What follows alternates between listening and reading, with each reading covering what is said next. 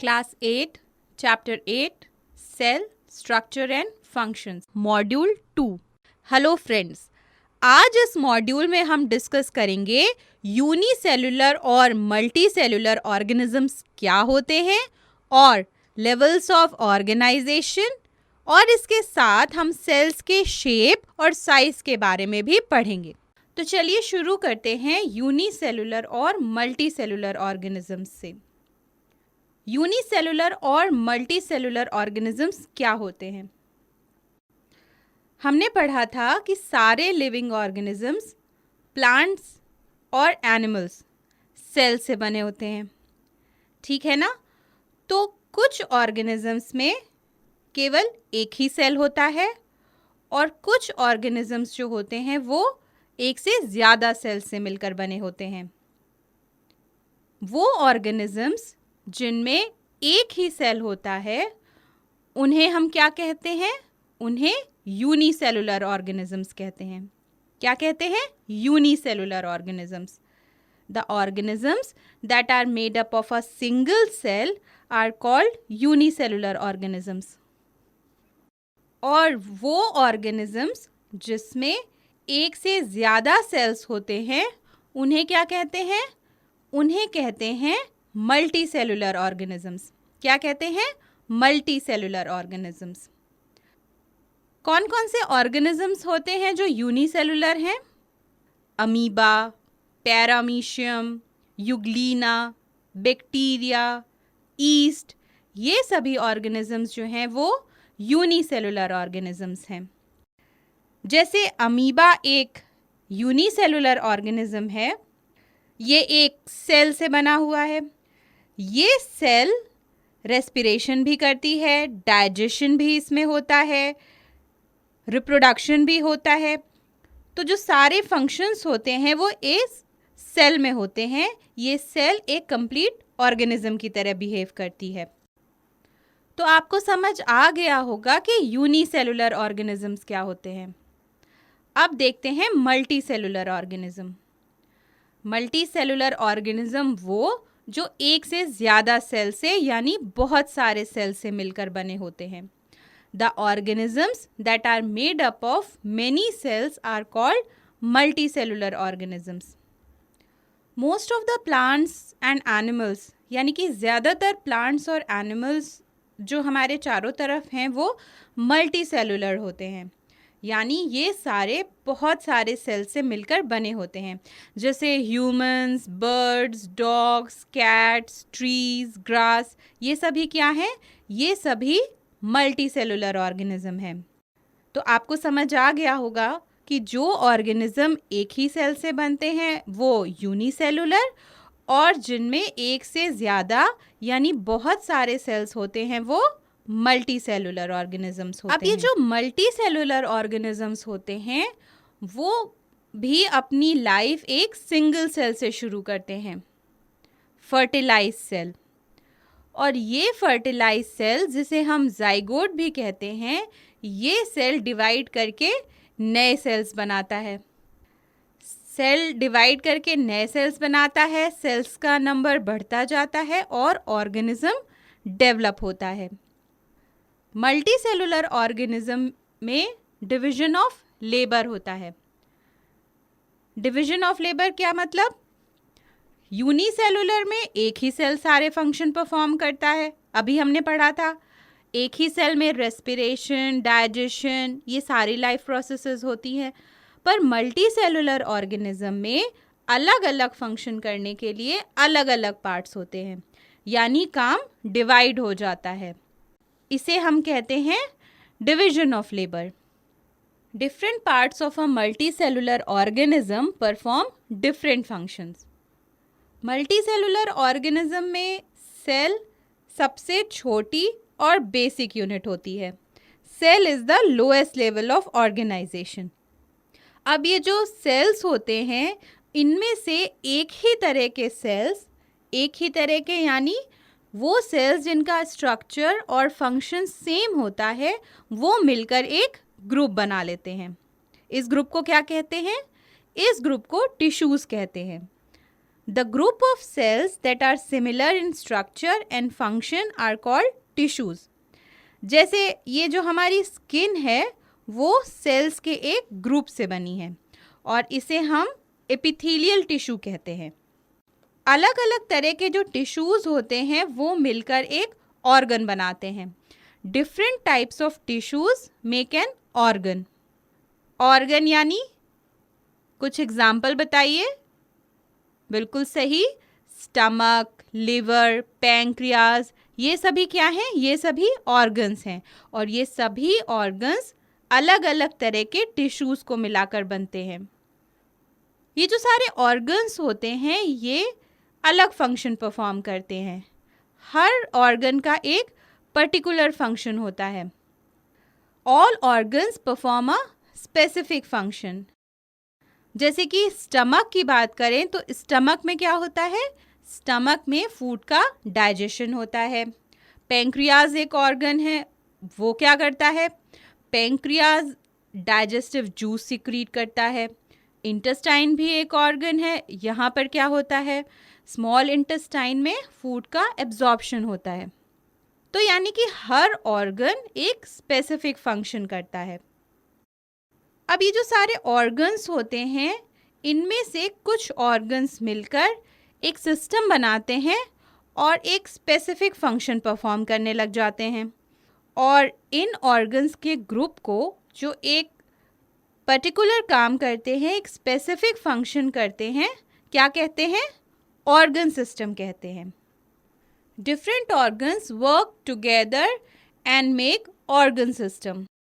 एक एग्जाम्पल से समझते हैं, जैसे food pipe, stomach, small intestine, pancreas, liver, large intestine, ये सारे ऑर्गन्स मिलकर कौन सा फंक्शन करते हैं बॉडी में? बिल्कुल सही, ये सारे ऑर्गन्स मिलकर बॉडी में डाइजेशन की प्रोसेस में हेल्प करते हैं। और ये सारे मिलकर क्या बनाते हैं? ये सारे मिलकर डाइजेस्टिव सिस्टम बनाते हैं। तो अलग अलग ऑर्गन्स मिलकर एक ऑर्गन सिस्टम बनाते हैं। डाइजेस्टिव सिस्टम की तरह ही हमारी बॉडी में बहुत सारे ऑर्गन सिस्टम्स होते हैं। There are many organ systems in our body. For example, skeletal system, muscular system, respiratory system, circulatory system, and so on. All these organ systems together make an organism. यानी ये सभी organ system मिलकर एक organism बनाते हैं। तो आपको multi cellular organisms का ऑर्गेनाइजेशन समझ आ गया? चलिए एक बार फिर से देखते हैं। बहुत सारे सेल्स मिलकर क्या बनाते हैं? टिश्यू। अलग अलग तरह के टिश्यूज मिलकर क्या बनाते हैं? ऑर्गन। बहुत सारे ऑर्गन्स मिलकर क्या बनाते हैं? Organ system. और बहुत सारे ऑर्गन सिस्टम मिलकर बनाते हैं एक ऑर्गेनिज्म। तो चलिए अब हम एक बार मेन पॉइंट्स को रिवाइज करते हैं। हमने अभी तक क्या क्या डिस्कस किया? On the basis of number of cells there are two types of organisms: unicellular organisms and multicellular organisms. The organisms that are made up of a single cell are called unicellular organisms. The organisms that are made up of many cells are called multicellular organisms.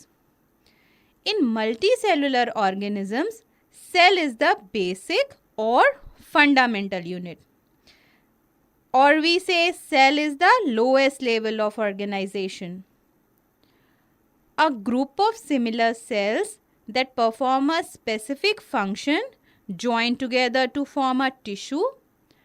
Different tissues join together to form an organ. Every organ performs a specific function.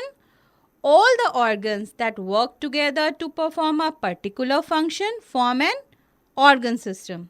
And all the organ systems make up an organism. आगे discuss करने से पहले जल्दी से बताइए कि unicellular organisms क्या होते हैं। बिल्कुल सही, वो ऑर्गेनिजम्स जो एक सेल से मिलकर बने होते हैं वो यूनिसेलुलर ऑर्गेनिजम्स होते हैं। और मल्टीसेलुलर क्या होते हैं? बिल्कुल सही, वो ऑर्गेनिजम्स जो एक से ज़्यादा सेल से मिलकर बनते हैं वो मल्टी सेलुलर ऑर्गेनिजम्स होते हैं। चलिए आगे डिस्कस करते हैं सेल शेप और साइज के बारे में। एक ऑर्गेनिज्म में कई तरह के सेल्स होते हैं। There are different types of cells in an organism. Cell का जो शेप होता है या साइज होता है ये अलग अलग होता है। तो सबसे पहले हम डिस्कस करेंगे सेल के शेप के बारे में। लिविंग ऑर्गेनिजम्स में सेल्स बहुत सारे अलग अलग शेप के होते हैं, जैसे spherical, spindle, elongated, disc like, बहुत सारे। स्फेरिकल शेप के सेल्स कौन से होते हैं? बहुत सारे एनिमल्स के जो एग्स होते हैं वो गोल होते हैं, स्फेरिकल होते हैं। कुछ सेल्स जो होते हैं वो स्पिंडल शेप के होते हैं। स्पिंडल शेप मतलब बीच में थिक होते हैं और किनारों पर यानी एंड्स पर पॉइंटेड होते हैं। हमारी बॉडी में जो मसल्स होती हैं उन मसल्स को मसल सेल्स बनाते हैं। और स्मूथ मसल सेल्स जो होते हैं, एक टाइप के मसल सेल होते हैं, ये स्पिंडल शेप्ड होते हैं। यानी स्मूथ मसल सेल्स बीच में थिक और किनारों पर पॉइंटेड होते हैं। कुछ सेल्स इलोंगेटेड होते हैं यानी लंबे होते हैं, जैसे नर्व सेल। आपको पता है कभी कभी नर्व सेल 1 मीटर तक लंबा भी हो सकता है। It can be of 1 metre long also. कुछ सेल्स जो होते हैं वो डिस्क की तरह होते हैं, जैसे रेड ब्लड कॉर्पसल्स RBCs जो हमारे ब्लड में पाए जाते हैं। रेड ब्लड कॉर्पसल्स डिस्क की तरह होते हैं। कुछ सेल्स ब्रांच्ड होते हैं, जैसे कि बोन सेल्स जिन्हें हम ऑस्टियोसाइट्स भी कहते हैं, इनमें ब्रांचेस होती हैं। नर्व सेल में भी ब्रांचेस होती हैं। So cells are of different shapes. Now there are certain cells that do not have a definite shape. यानी कि कुछ सेल्स ऐसे होते हैं जिनका शेप डेफिनेट नहीं होता है। ये कौन से सेल्स होते हैं? अमीबा देखा होगा आपने। अमीबा का शेप बताइए, क्या शेप है अमीबा का? आप बोलेंगे इर्रेगुलर शेप है। पता है अमीबा का कोई भी शेप नहीं होता। It does not have a specific shape unlike other organisms. Amoeba हमेशा अपना शेप चेंज करता रहता है। पिक्चर में देखिए, ये जो पार्ट है अमीबा की बॉडी से बाहर निकला हुआ, इसे हम सूडोपोडिया कहते हैं। ये सूडोपोडिया अपीयर होते हैं, डिसअपीयर होते हैं, और कांस्टेंट अपीयरेंस और डिसअपीयरेंस की वजह से अमीबा का शेप चेंज होता रहता है। Amoeba always changes its shape. कभी सोचा है कि इस चेंजिंग शेप से अमीबा को क्या एडवांटेज होता है? अमीबा का शेप सूडोपोडिया के फॉर्मेशन और डिसअपीयरेंस से चेंज होता है और इससे अमीबा मूव कर पाता है, और इसी की वजह से अमीबा फीड भी कर पाता है, अपना फूड ले पाता है। ये कैसे करता है? जब भी अमीबा कोई फूड पार्टिकल देखता है तो सूडोपोडिया जो होते हैं वो फूड पार्टिकल की तरफ इलोंगेट होते हैं। ये इलोंगेट होकर फूड पार्टिकल को सर्कल कर लेते हैं, और पिक्चर में देखिए ये दोनों तरफ से सूडोपोडिया आकर आपस में फ्यूज हो जाते हैं और इस तरह से फूड पार्टिकल अमीबा की बॉडी के अंदर आ जाता है। तो इस तरह से सूडोपोडिया अमीबा को अपना फूड लेने में भी हेल्प करता है। तो ये तो हो गई अमीबा की बात। अब एक और सेल है जिसका शेप चेंज होता रहता है। ये कौन सा सेल है? ये सेल है वाइट ब्लड कॉर्पसल्स यानी WBCs। तो अब आप समझ गए होंगे कि सेल का जो शेप होता है वो अलग अलग होता है। आपको पता है जो सेल का शेप होता है वो उसकी फंक्शनिंग में भी हेल्प करता है। वो कैसे? चलो समझते हैं। Nerve cells are elongated, they are long, ये हमने अभी पढ़ा था। अब नर्व सेल का फंक्शन क्या होता है? आपने पिछली क्लासेस में पढ़ा होगा। नर्व सेल का काम है ब्रेन से बॉडी के डिफरेंट पार्ट्स तक मैसेजेस को पहुंचाना और बॉडी के डिफरेंट पार्ट्स से मैसेज को ब्रेन तक पहुंचाना। तो अगर नर्व सेल्स लंबे होते हैं तो वो इजीली मैसेज कन्वे कर पाते हैं। तो लॉन्ग होने से, इलोंगेटेड होने से नर्व सेल को उसके फंक्शन में हेल्प मिली ना। तो इस तरह से जो सेल का शेप होता है वो उसके फंक्शन में हेल्प करता है। एक और एग्जांपल से समझते हैं। ये जो RBCs होते हैं यानी रेड ब्लड कॉर्पसल्स, जो ब्लड में पाए जाते हैं, ये छोटे होते हैं और डिस्क की तरह होते हैं। हमने अभी पढ़ा था कि RBCs डिस्क शेप्ड होते हैं। क्योंकि ये डिस्क की तरह होते हैं तो ये बहुत ईजिली हमारी ब्लड वेसल्स में मूव कर पाते हैं। हमारी ब्लड वेसल्स बहुत थिन होती हैं और डिस्क शेप की वजह से RBCs बहुत ईजिली ब्लड वेसल्स में मूव कर पाते हैं। तो अब आप समझ गए होंगे कि सेल का शेप उसके फंक्शन में कैसे हेल्प करता है। चलिए अब सेल साइज की बात करते हैं। आपको पता ही है कि सेल्स बहुत छोटे होते हैं, दे आर एक्सट्रीमली स्मॉल। अब ये सेल्स इतने छोटे होते हैं कि उन्हें माइक्रोमीटर में मेजर करते हैं। Micrometer 1 millimetre. इमेजिन करिए, अपने स्केल में देखिए 1 मिलीमीटर कितना छोटा होता है। अब इस 1 मिलीमीटर का 1000 पार्ट, ये जो होता है इसे 1 माइक्रोमीटर या 1 माइक्रोन कहते हैं। तो आप इमेजिन कर सकते हैं एक सेल कितना छोटा होता है। इसलिए हम सेल को माइक्रोस्कोप से देखते हैं और इसीलिए हम सेल को माइक्रोस्कोपिक भी कहते हैं। बैक्टीरिया जो कि एक सिंगल सेल होता है, इसका साइज 0.2 से 100 माइक्रोमीटर तक होता है। और आपको पता है सबसे बड़ा सेल कौन सा होता है? ऑस्ट्रिच जो होती है उसका एग सबसे बड़ा सेल होता है। The egg of ostrich is the largest cell. इसका size approximately 170 millimetre into 130 millimetre होता है। In human body red blood corpuscles are the smallest and nerve cells are the longest cells. हमारी body में सबसे छोटे sales कौन से हैं? रेड ब्लड कॉर्पसल्स और सबसे लंबे नर्व सेल्स। नर्व सेल का साइज कभी कभी 100 सेंटीमीटर तक होता है और red blood corpuscle approximately 7 micrometre के साइज के होते हैं। So the cells are microscopic but some are exceptions and are visible to naked eyes. अब आप बताओ कि एलिफेंट और रैट में सेल का साइज क्या होगा? क्या एलिफेंट में जो सेल्स होते हैं वो रैट के सेल से बड़े होते हैं? नहीं, किसी भी सेल के साइज का ऑर्गेनिज्म की बॉडी साइज से कोई रिलेशन नहीं है।